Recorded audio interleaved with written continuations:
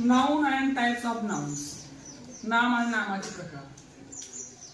या सगळ्या बाबी पाहिल्यानंतर आता आपण पुढची पायरी पाहत आहोत, म्हणजे आपण parts of speech. In the world of parts of speech we are stepping here one by one. आपण एक एक पायरी आता पुढे जात आहोत. आता आपण दुसऱ्या प्रकाराकडे आपण वळलेलो आहोत. तो प्रकार म्हणजे प्रोनाउन, सर्वनाम, नाम. पुढची पायरी सर्वनाम. कधी कधी असं वाटतं सर्वनाम म्हणजे काय बरं, सगळ्यांचंच नाव नाही का, म्हणजे वाटतं ना आपलं असं सर्वनाम, सर्वांचं नाव. परत थोडंसं आपण उकल करून घेऊया द्यायची. सर्वनाम म्हणजे नेमकं काय, तर नामाऐवजी जे जे जे नाम आहेत, जेवढे काय जे सर्व नाम आहेत, जे नाम आहेत, या नामाऐवजी आपण दुसरे शब्द वापरतो. त्याला इंग्रजीत एक व्याख्या आहे त्याची, डेफिनेशन. अशा व्याख्या आपणच करायच्या. व्याख्या म्हणजे काय, आपण काय करतो की व्याख्या पाठ करत बसतो. व्याख्या म्हणजे काय, जे मला समजले ते मी माझ्या शब्दात मांडलं, बरोबर. What is the definition? Definition is that whatever I understand about the statement, about the lesson, so I express my feeling in my word. It's called the definition. माझ्या शब्दामध्ये मी जे मांडतो ती व्याख्या. मग याची व्याख्या काय? Pronoun is a word used instead of noun. It's called pronoun. म्हणजे सर्वनाम म्हणजे काय, नामाऐवजी वापरल्या जाणाऱ्या शब्दाला सर्वनाम असं म्हणतात. म्हणजे पहा, वाक्यामध्ये बोलताना, लिहिताना, बोलताना आपण नामाची पुनरावृत्ती टाळतो. एखाद्या व्यक्तीचं नाव राम आहे. राम आला, तो हसला, तो बसला, आणि तो ढसाढसा रडला. आता राम आला, तो बसला, तो हसला, तो ढसाढसा रडला, तो रडला, तो हसला, तो बसला. म्हणजे तो म्हणजे कोण? राम.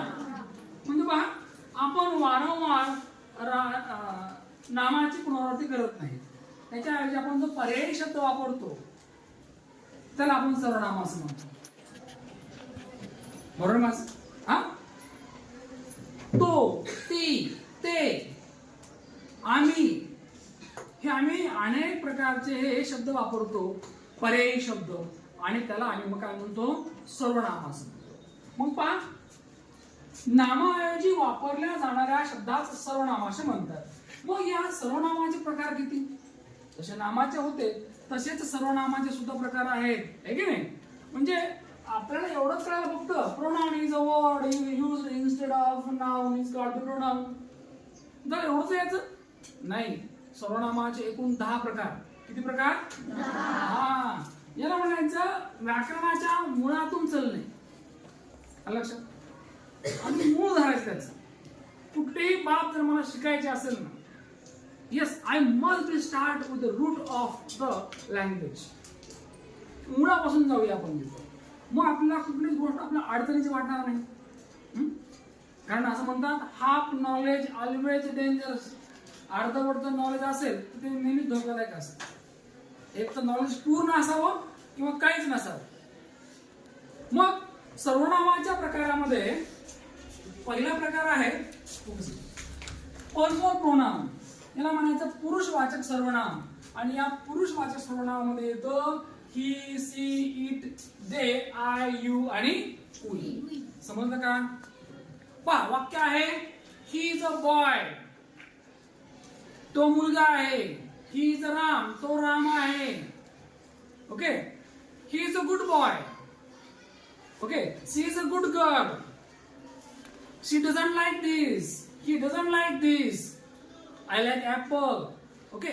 अशी काही वाक्य आहेत. या वाक्यामध्ये मी नाम घेतलंच नाही. काय घेतलं? सर्वनाम घेतलं. लक्षात, म्हणजे नामाऐवजी वाक्यामध्ये या ठिकाणी जे शब्द वापरतो मी, त्या शब्दांना या ठिकाणी काय म्हणायचं? मग सर्वनाम म्हणायचं. त्याला इंग्रजीत काय म्हणायचं? प्रोनाउन म्हणायचं. आणि या प्रोनाउन मधला पहिला प्रकार म्हणजे पर्सनल प्रोनाउन. याला म्हणायचं पुरुषवाचक सर्वनाम. आणि पुरुषवाचक सर्वनाम कोणते कोणते? तर हे आहे तुमच्या समोर. ही म्हणजे कोण? तो. म्हणजे ही हे सर्वनाम मी पुन्हा वापरतो. कोणासाठी? कोणत्या लिंगासाठी? काय म्हणायचं? काय म्हणायचं?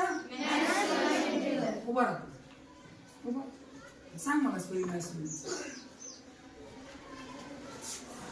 What is spell of masculine?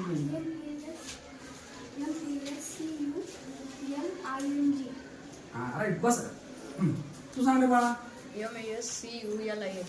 Right. लक्षात. तुम्ही पाहता पण पाहत नाही.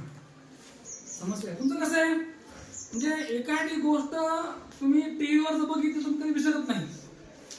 विसरला का?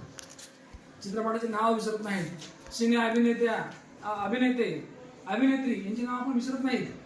5-5 वर्षापूर्वी पाहिलेला पिक्चर आपण आठवतो का? कारण मनातून पाहिला असतो आपण. पण 2 मिनिटापूर्वी 2 दिवसापूर्वी शिकवलेलं आपल्याला लक्षात राहत नाही का? कारण आपली तयारीच नसते. असते का? मॅस्क्युलिन जेंडर आहे की नाही? हा म्हणजे पुरुषवाचक सर्वनाम आहेत ना. म्हणजे ते कोणते? फक्त मानव.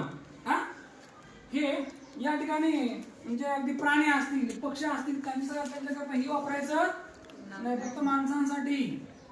पुल्लिंग कोणतं पण? फक्त माणसं.